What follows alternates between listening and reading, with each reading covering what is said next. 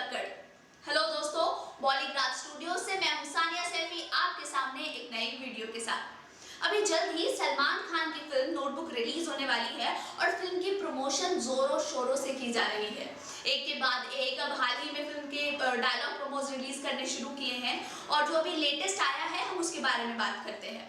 तो इस प्रोमो में हम देखते हैं कि फिरदौस उठती हैं, पानी पीने जाती हैं और साथ में उनकी वॉइस ओवर में उनकी आवाज़ चल रही है कि मेरी ज़िंदगी तो पूरी शोले की बच्चन जैसी हो गई है और यहाँ तो कंपनी के लिए कोई जय और वीरू भी नहीं है, सिर्फ और सिर्फ गब्बर है। तो जब वो ये कहती है कि सिर्फ और सिर्फ गब्बर है तो वो नल खोलती है और उसमें से मेंढक गिरता है और मेंढक की तरफ देखते हुए बोलती है कि सिर्फ और सिर्फ गब्बर है। तो यानी कि वो जो मेंढक है वो मेंढक को गब्बर बता रही है। तो फिरदौस के किरदार के बारे में हम अभी तक इतना जानते हैं कि उन्होंने बचपन में अपने माँ बाप को खो दिया है और इस ट्रेजेडी की वजह से वो काफ़ी अपनी उम्र से पहले ही मैच्योर हो गई हैं और उन्हें बच्चे बहुत पसंद हैं और कश्मीर की वादियों में वो फ्लोटिंग स्कूल में बच्चों को पढ़ाती हुई नजर आएंगी। तो क्या दुनिया की इस रंगीनी से दूर रह रही फिरदौस कश्मीर की सफ़ेदी में वो रह रही हैं? क्या यही वजह है कि उन्हें लगता है कि वो शोले की जया बच्चन जैसी है? क्योंकि जया भी जो फिल्म में जो उनका किरदार है राधा का, वो ऑल्दो लोगों के बीच में है, काफ़ी सारे अलग अलग रंग के इंसान होते हैं, वो इतने सारे लोगों के बीच में रहने के बावजूद भी वो एक मतलब सफ़ेदी में रहती है, मतलब वो किसी का दुनिया का रंग अपने ऊपर नहीं चढ़ने देती। तो जिस जगह की कहानी है फ्लोटिंग स्कूल के ऊपर की जो कहानी है कश्मीर की ठंडक की, वहाँ रहना बहुत मुश्किल है। वहाँ का जो रेगुलर स्ट्रगल है कि पानी जम जाता है ठंड की वजह से, तो ऐसी कंडीशंस में किस तरह से फिरदौस चीज़ों को हैंडल करती हैं ये सब देखना काफ़ी इंटरेस्टिंग होगा। तो 29 मार्च को फिल्म आ रही है, उसी दिन मालूम चलेगा कि कितना फिरदौस और राधा का किरदार एक दूसरे से मिलता है। सलमान खान क्या कहते हैं ज़हीर को? इस बात से तो सभी वाकिफ हैं कि सलमान खान ज़हीर को बॉलीवुड में लॉन्च कर रहे हैं और उनकी बॉलीवुड में आने की कहानी भी बहुत इंटरेस्टिंग है। जैसा कि हमने आपको पिछली वीडियो में बताया था कि ज़हीर को सलमान खान ने उनकी बहन की शादी में डांस करते हुए देखा था और वहीं से वो उनसे इतना खुश हो गए थे कि जैसे उनकी परफॉर्मेंस खत्म हुई तो उनको गले से लगाकर सलमान खान ने कहा कि भाई तू जो भी कर रहा है ना सब छोड़, जा और ट्रेनिंग ले, मतलब अपनी बॉडी को तैयार कर और मैं तेरे को बॉलीवुड में लॉन्च करूँगा। तो जब भाई किसी से इतनी बड़ी बात बोल दे तो कोई इंसान क्यों पीछे रुकेगा? हाँ, ठीक ऐसा ही ज़हीर ने किया और वो गए और 5 साल की ट्रेनिंग के बाद सलमान खान ने उनको नोटबुक फिल्म में लॉन्च करने का फैसला कर लिया।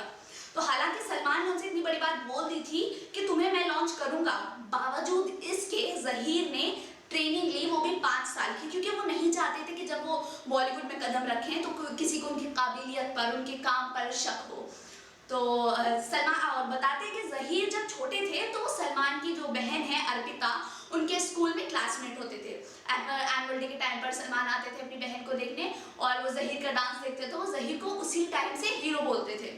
हालांकि जो फिल्म है जय हो उसकी शूटिंग के वक्त सलमान खान ने एक दिन ऐसे ही ज़हीर इस फिल्म में असिस्टेंट डायरेक्टर की तरह काम कर रहे थे, तो एक दिन ऐसे सलमान ने उनको आवाज़ दी ज़हीरो, और ज़हीर ने नहीं सुना क्योंकि उनका नाम तो ज़हीर है तो उन्हें लगा वो शायद किसी और को बुला रहे हैं, मगर सलमान ने 2-3 बार ज़हीरो बोला और ज़हीर ने तब भी नहीं सुना।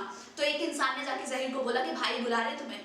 वो दिन है और आज का दिन है कि सलमान आज तक उनको ज़हीरो ही बोलते हैं और ज़हीर ने कभी उनसे पूछा ही नहीं कि तुम क्यों बोलते हो मेरे को, क्योंकि ज़हीर को भी खुद ये नाम इतना इंटरेस्टिंग लगा कि उसमें उनका नाम भी है और जो सलमान उन्हें बचपन से कहते हैं हीरो वो भी है और दोनों को कंबाइन करके इतना खूबसूरत सा लगता है सुनने में ज़हीरो। काफ़ी लोग मतलब सेट पर भी उनको नॉर्मल लाइफ में लोग ज़हीरो ही बोलते हैं और ज़हीर ने अपने इंस्टा हैंडल को भी अपना नाम ज़हीर नहीं ज़हीरो किया हुआ है।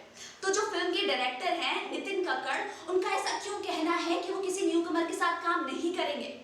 इस फिल्म को फिल्मिस्तान के डायरेक्टर नितिन कक्कड़ डायरेक्ट कर रहे हैं और जब उनसे हमने पूछा कि न्यूकमर्स के साथ काम करने का जो एक्सपीरियंस है वो कैसा होता है, तो उन्होंने कहा कि बहुत ज़्यादा एग्जॉस्टिंग होता है और मैं दोबारा किसी न्यूकमर के साथ काम नहीं करूँगा।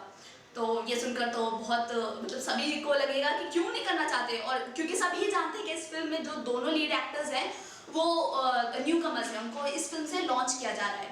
तो जब उनसे वजह पूछी गई तो उन्होंने कहा कि बहुत ज़्यादा एक्स्ट्रा मेहनत करनी पड़ती है, मतलब अगर कोई एक नॉर्मल इंसान है जो इंडस्ट्री में ऑलरेडी काम करता है उसको अगर आप कास्ट करते हो तो उसके ऊपर आपको इतनी मेहनत नहीं करनी पड़ेगी क्योंकि आपको उसको टेक्निकलिटीज़ वगैरह इतनी समझाने की ज़रूरत नहीं पड़ती। बट जब कोई नया इंसान आता है तो आपको उसको हर एक चीज़ डिटेल में बतानी पड़ती है, प्लस उसकी करियर क्या हुई जो जिम्मेदारी है वो तुम्हारे कंधों पर है। तो उनके हिसाब से अगर उस इंसान इंसान को उस तरह का करियर का स्टार्ट नहीं मिल पाया जैसा वो डिजर्व करता है, तो वो उसके स्ट्रेस में ही मतलब चले जाएंगे। तो इसलिए उन्होंने कहा कि मैं अब किसी भी न्यू कमर के साथ काम नहीं करने वाला। तो ये सुनकर तो ऐसा ही लगता है कि शायद नितिन को अपनी काबिलियत पर शक है। अगर आपको भी ऐसा लगता है तो कमेंट सेक्शन में जरूर बताइए और सब्सक्राइब कीजिए बॉलीग्राज स्टूडियोज को। इस वीडियो को लाइक और शेयर करना ना भूलें। मैं हूं सानिया सैफी, जल्द मिलते हैं एक नई वीडियो के साथ, तब तक